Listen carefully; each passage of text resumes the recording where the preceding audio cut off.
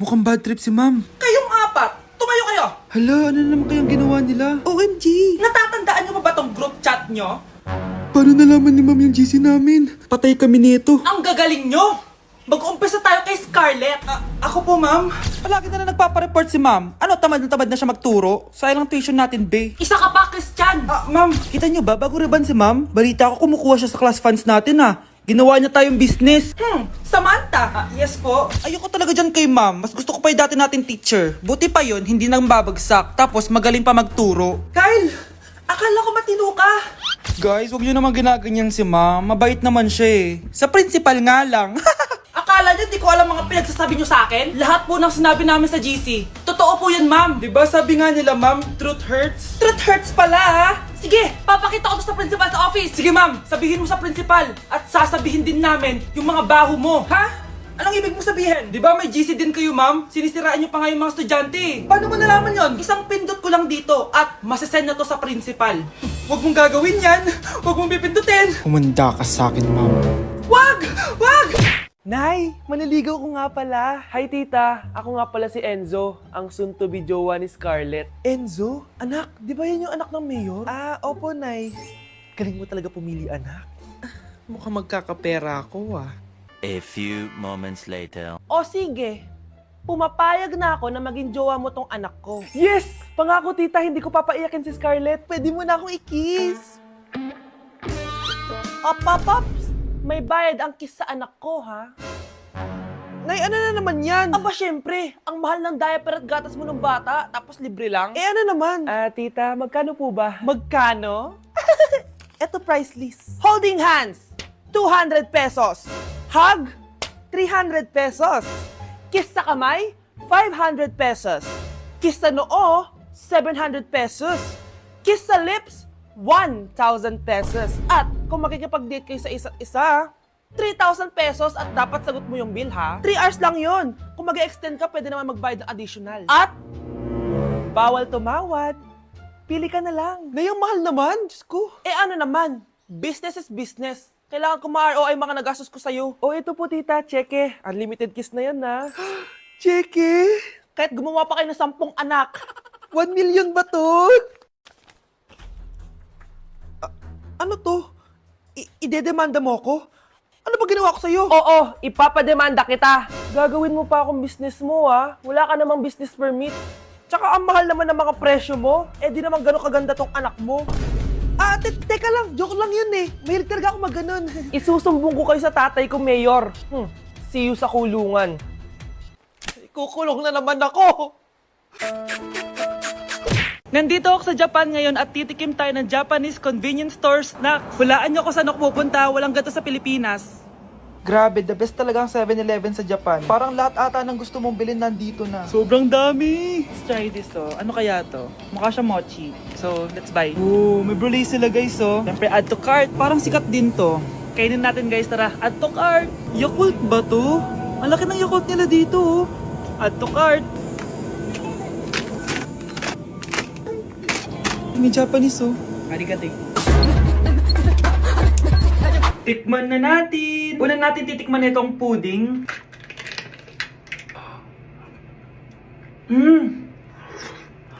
Lasa siyang lotion. Lasang lotion na! I'll give it 6 out of 10. Next, chips na lasang spinach pizza. Parang maanghang siya. Kalasa nga, guys. Sarap. 7 out of 10 to. Yung kamay. Sa mga drinks naman, so first, ito. Alam niyo yung sa Kmart, yung banana na nalagay ko dyan. Ganun yung lasa niya, pero hindi masyadong matamis. So, 7 out of 10. Favorite. Next, ito guys, super cute na ito, kaya kinuha ko. So, parang siyang mochi. Pero di ko alam kung ito. Wala kasi siyang English subtitle. Ang cute niya! Tapos amoy sabon. Alam mo yung Kojic, ganun. Ganun yung amoy niya. So, ito yung itsura niya. Candy ata to eh. Para kang gumunguya ng sabon. 3 out of 10 ka lang, be. Okay, next. Itong Pringles na lasang chicken barbecue. Ba't may ganun? Amoy na natin. Amoy biryani. Actually, masarap siya. Alam mo yung biryani na chicken, ganun yung lasa niya pero Pringles. 7.5 out of 10 to. Next, itong Jollibee na parang sweet potato. Mana natin. Mukha talaga siyang fries. Ayan. Parang nanak malasahan sa lahat ng mga kinain ko. Masarap siya, pero wala siyang lasa. Go. 5 out of 10. Hindi ko siya bibilin ulit. Next is yung dessert natin, tong brulee. Brulee? Ayan yung tsura niya guys. And alam ko, binabasag to. Yun o. Ayan. Oh, ayun o. Ang tamis masyado. Tamis. Favorite niya to eh. Okay, last natin is yung Yakult. Lasang Yakult. Na mas marami lang. So yun lang naman. Kung gusto nyo ng part 2, mag-rate pa ako ng ibang Japanese food dito. So comment lang kayo sa baba. Kahit malakas ang ulan, wala pa ding suspension. Wala pa ding suspension? O anak, pumasok ka na. Ayoko, Nay. Magsususpend din naman. Ang tamad mo talaga. Kaya ka bumabagsak eh. Pumasok ka na. Sige na nga, papasok na ako. Oh, be, napatawag ka. Lakas ng ulan, be. Papasok ka ba? Wala pa suspension, di ba? Huwag na natin hintayin mag-suspend, be. Huwag na tayo pumasok. Oo, sige, be. Huwag na tayo pumasok. Hindi na naman papasok mga teacher natin. Walang papasok, ha? Oo, be. Huwag na tayo pumasok. Hello, pre. Nasaan na kayo? Papunta na ako ng classroom. Nasa bahay kami, pre. Anong ginagawa mo dyan? Ha? Bakit nasa bahay kayo? Di ka ba updated? Suspended na daw yung klase. Basa-basa ka kasi. Bakit kayo lang nag-suspend? Nakapag-swimming na ako dito, oh. Good morning, class. Nasaan yung mga estudyante ko? Alis na nga ako. Present po, ma'am. Ano po lesson natin today, ma'am? Patahimikin mo na ako. Diba binagsak mo ako dati, ma'am? Ako naman ang magpapabagsak sa'yo ngayon. Tumayo ka! Eating only Japanese food for a day? Let's go, guys! Vansh, gising na! Ano ba yan? Nagbuko pa Japan, bilisan mo, tumayo ka na dyan, mag-empake ka na! Totoo ba? Oo! Excited na ako, Vansh. Mag-iimpake na ako. Pwede na to. Tara na, Vansh. Vansh, Hala, naniwala talaga siya, Diyos ko po. Vansh, tara na. Bilisan mo na. Wait lang, Vansh! Ano ba? Prank lang yun, chawot! Nakakainis naman to. Pero may challenge ako sa'yo. Ano na naman yan? Eating only Japan foods for a day. At kapag nasucceed mo yon, pupunta tayo ng Japan. Yeah, tabi mo yan, ha? Tara! Good morning, guys. So, it's currently 10:08 a.m. and magbe-breakfast na tayo. So, hanap tayo ng Japanese food. Guys, meron silang onigiri. May nakita akong Japanese drink ko, so try natin. Itadakimasu! Kainin na natin. So, nakalasa niya yung sa Japan. Wait, paano to? Hindi ko siya gets, pero ayan, ganyan siya.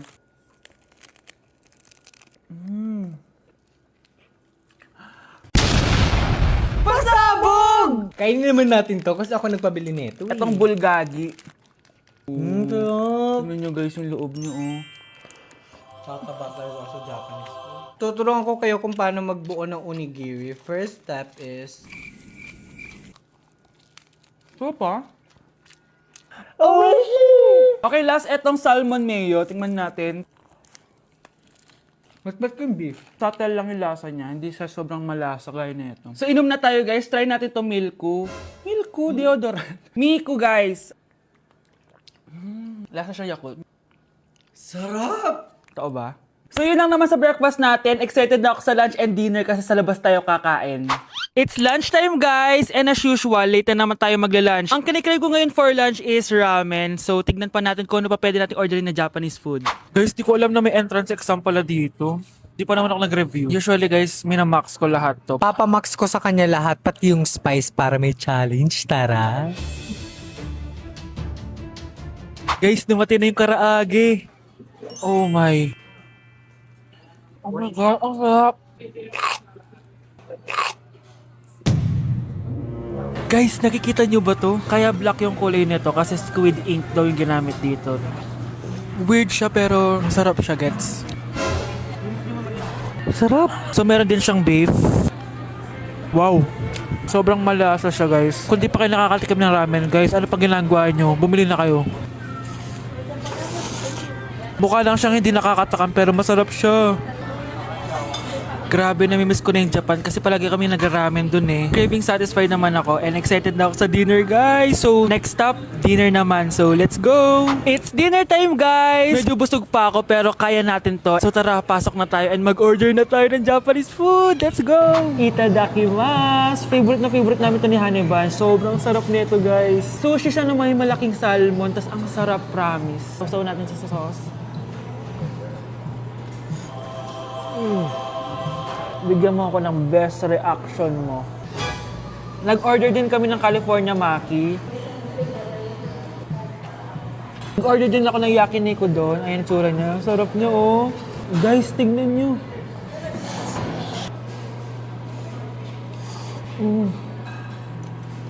Okay, next natin. Meron tayong tempura. Ang init. Nawalan ako ng gana. Hindi ko alam kung mahal siya, pero 400 plus to. Itong dalawang stick lang na to. And authentic Wagyu daw to. Kuwang-kuwin yun sa Japan. Sobrang busog. So yun lang naman mga anteret. So yun lang guys. Thank you for watching this video. And sobrang nabusog ako and nasatisfy ako sa kinain ko ngayon. Mag-comment kayo kung ano pang gusto nyo i-challenge sa akin at gagawin natin yan. And guys, we're going to Japan soon! Kasi nagawa ko, di ba?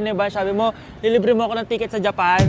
Arigatou gozaimasu! Bye! Okay, class. Last 5 minutes.